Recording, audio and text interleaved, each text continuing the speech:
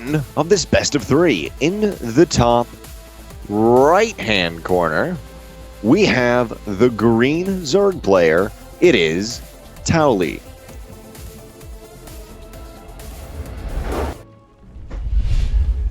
And in the bottom left-hand corner, the red Protoss representing Team Ascension, it is Creature. And that is a beautiful color scheme. If I do say so myself, check out that Nexus. I like it. Looks pretty cool. I don't even know if it's like No, this is a special. Huh, okay. Why does it look so different then? It's because of like the team colors and stuff?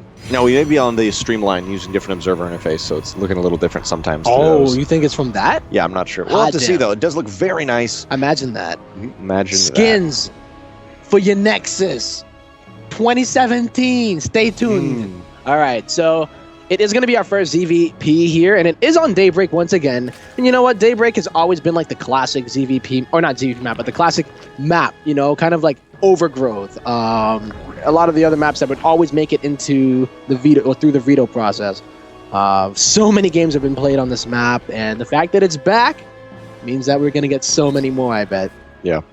Saw a lot of games earlier today and yesterday of players practicing on Daybreak, especially a lot of ZVZ with being with the PSISTORM guys.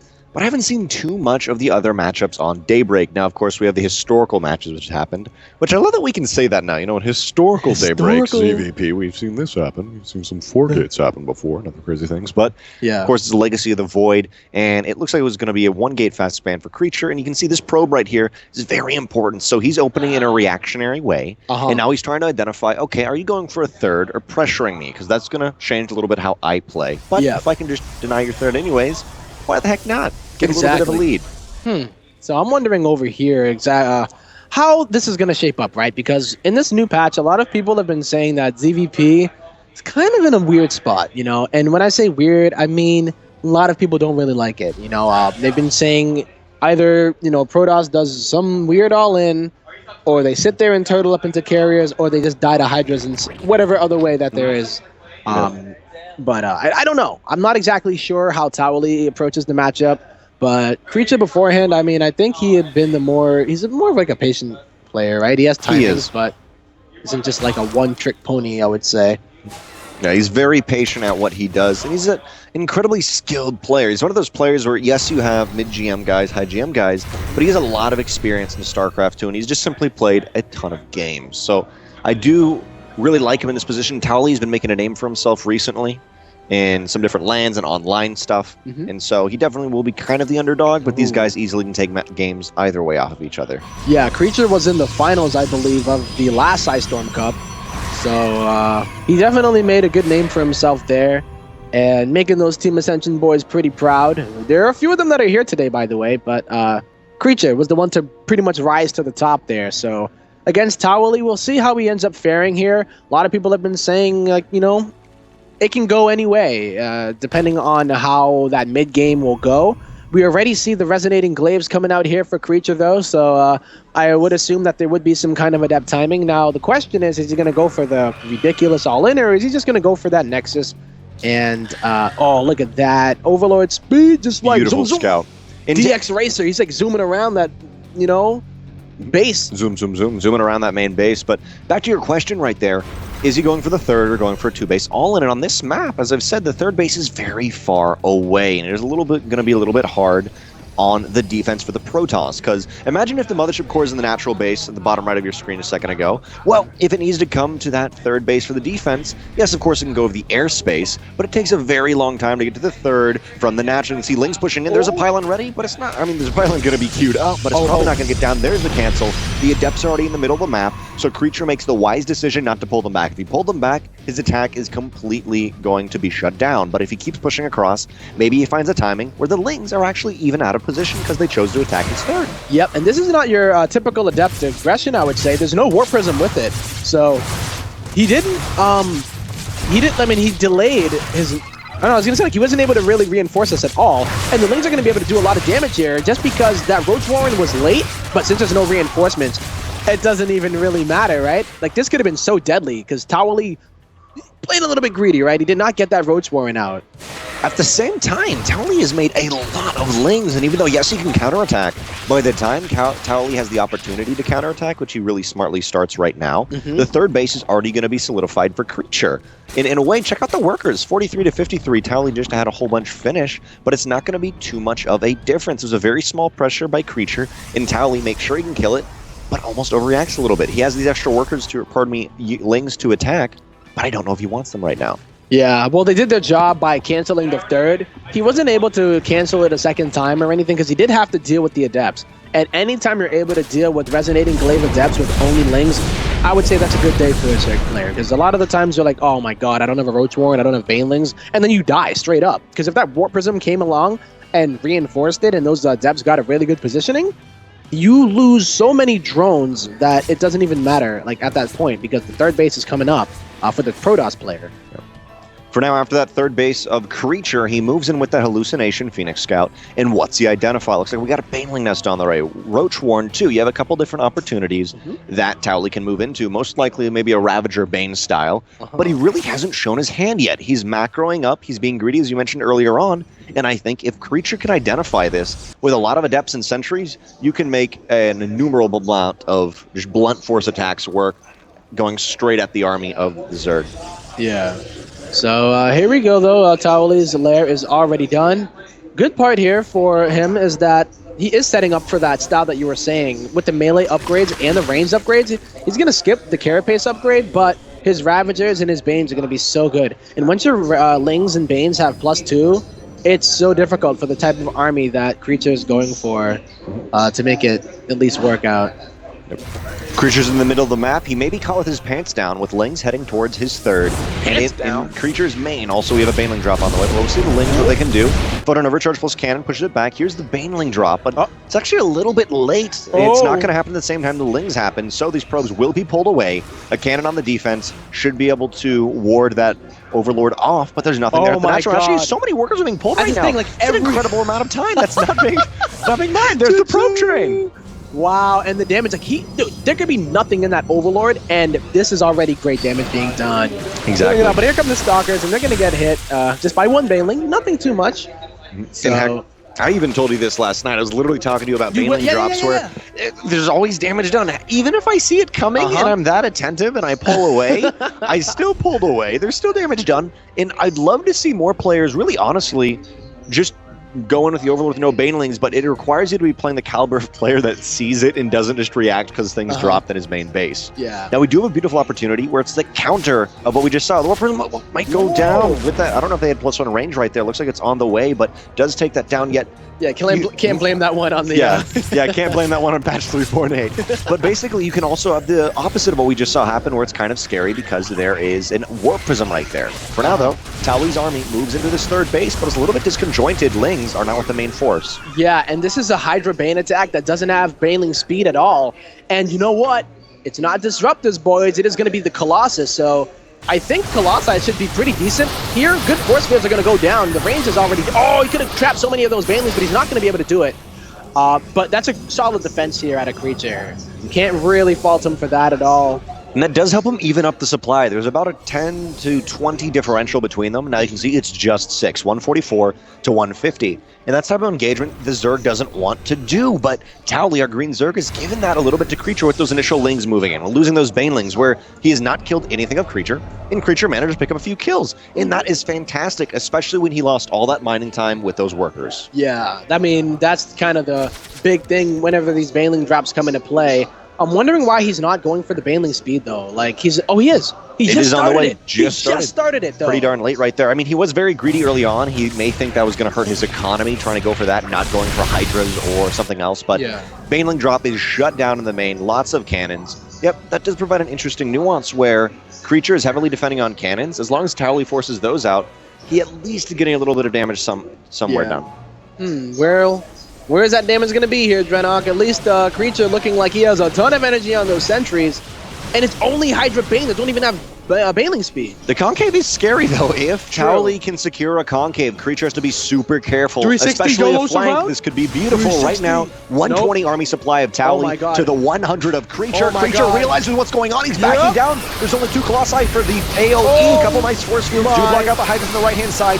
Banelings are pursuing, and the Stalker, the Sentries are in such an immaculate position, but they're still Force fields. surrounded. But the force fields are so sick, though. Hydra range is going to be able to just take out everything here. And oh my God, Creature gets absolutely obliterated. And even with the force fields, it doesn't even matter. They shot right over it. And those just... GG! Towelie takes game 1 of this best of 3. Fantastic.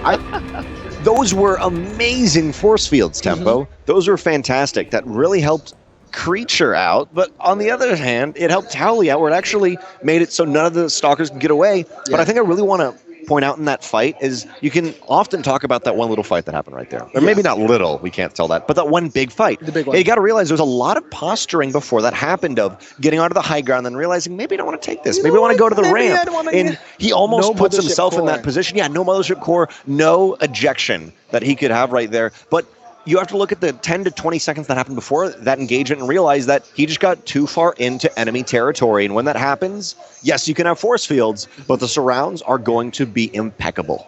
Yeah, it's so much harder now because usually before, if it's like roaches, ravagers even, you can force field a good amount of them and you're not getting attacked.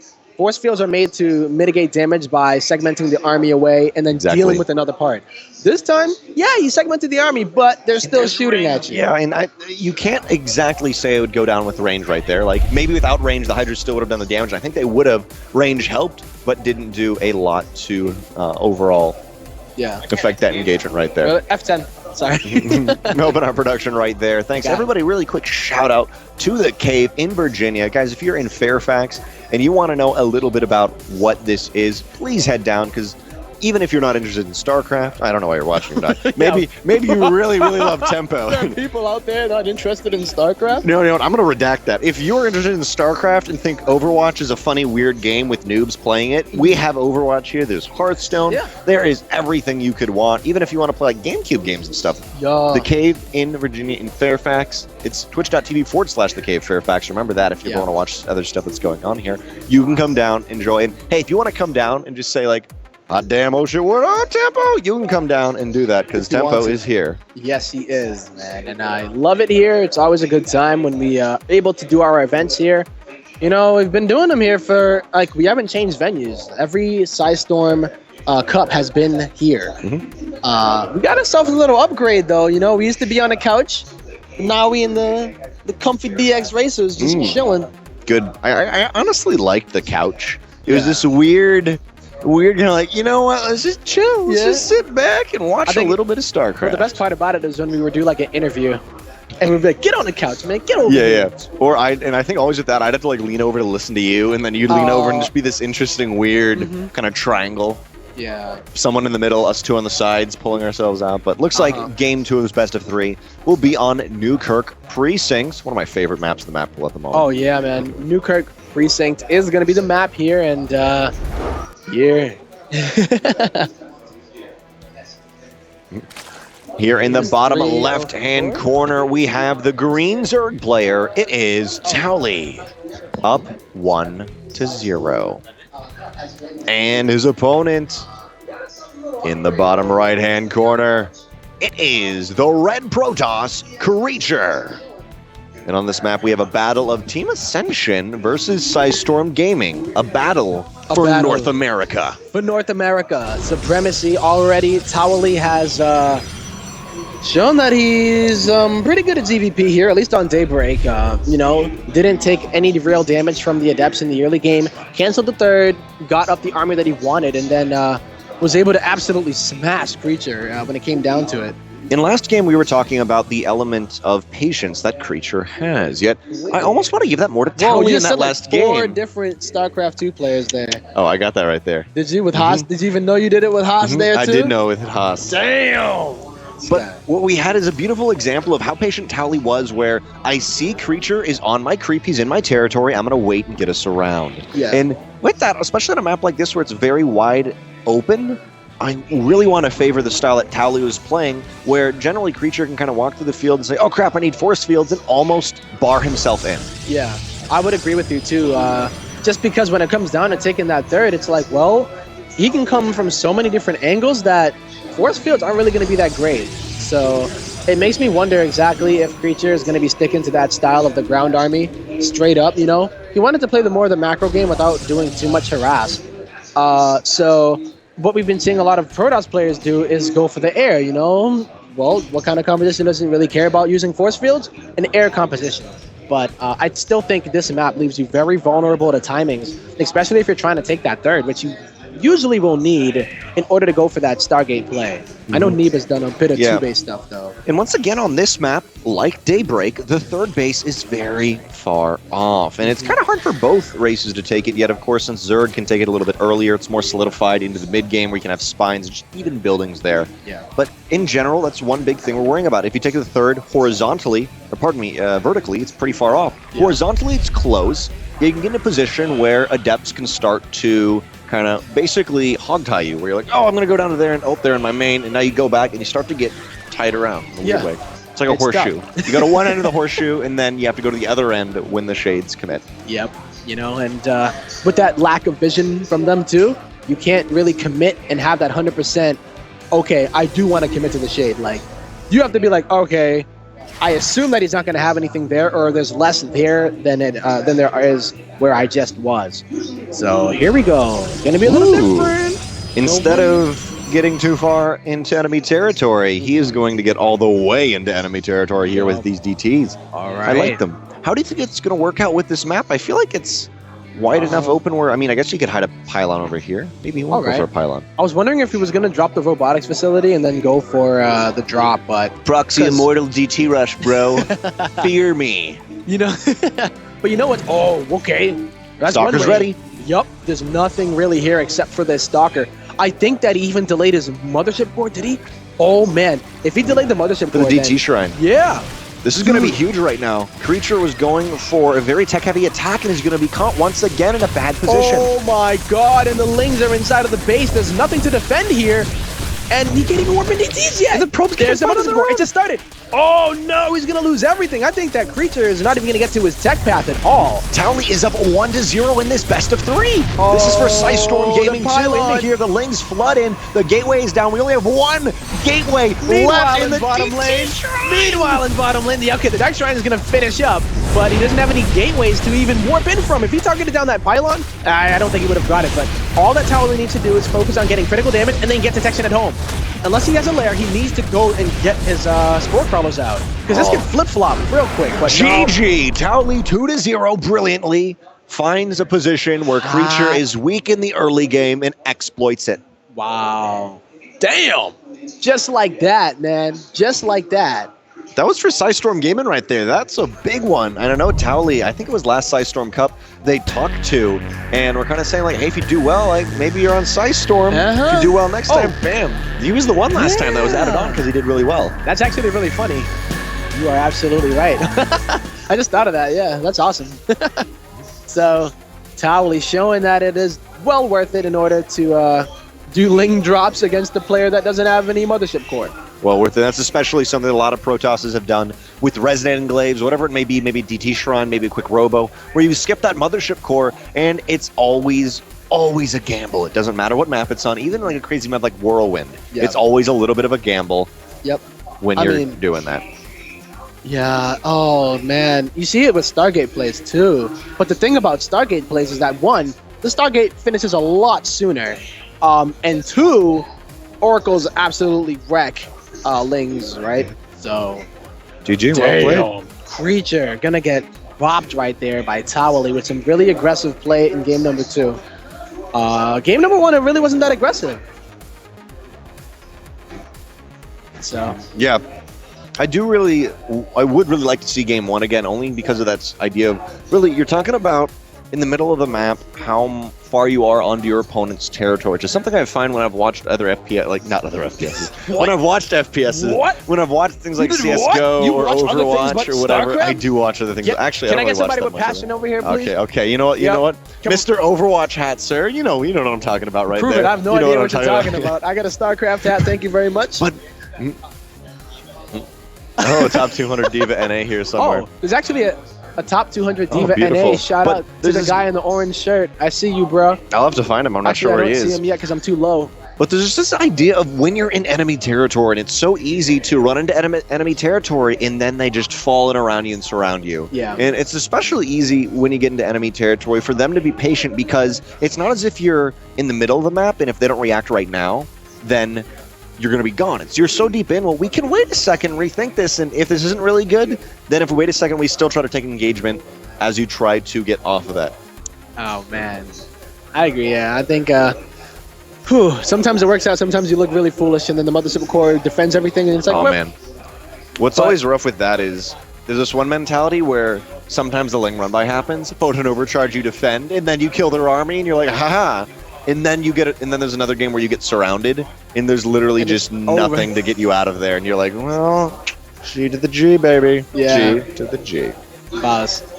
Guys, Well, yeah. Take it away, my man. if you were wondering who that is at Team Tempo on Twitter. I'm sure everybody in chat follows him, because if you don't, you don't have passion, and you're going to join me over there for, I guess, talking to this Diva guy. I don't know. You might as well. What You even get some is tips. Diva? What is? I don't even know. It's like WWE or something? Or what? I don't know. That'd be a great WWE name. Just Diva. No, that's what they used to I don't call know. them, like the divas. All the girls Oh, that really? wrestled in WWE were like. I was just then they picturing took a it really back. buff man, like a really huge guy, like being named Diva. Like that's what I was imagining in my head. Like a guy the size of Diva, like just like- taking everything down. Oh man, that'd be pretty funny actually. But yeah, I think. Shout out to Gauntlet. Yes, big shout out to Gauntlet. They're doing the production here. Bobby, Awesome, and Element, really cool guys. So definitely much love to them.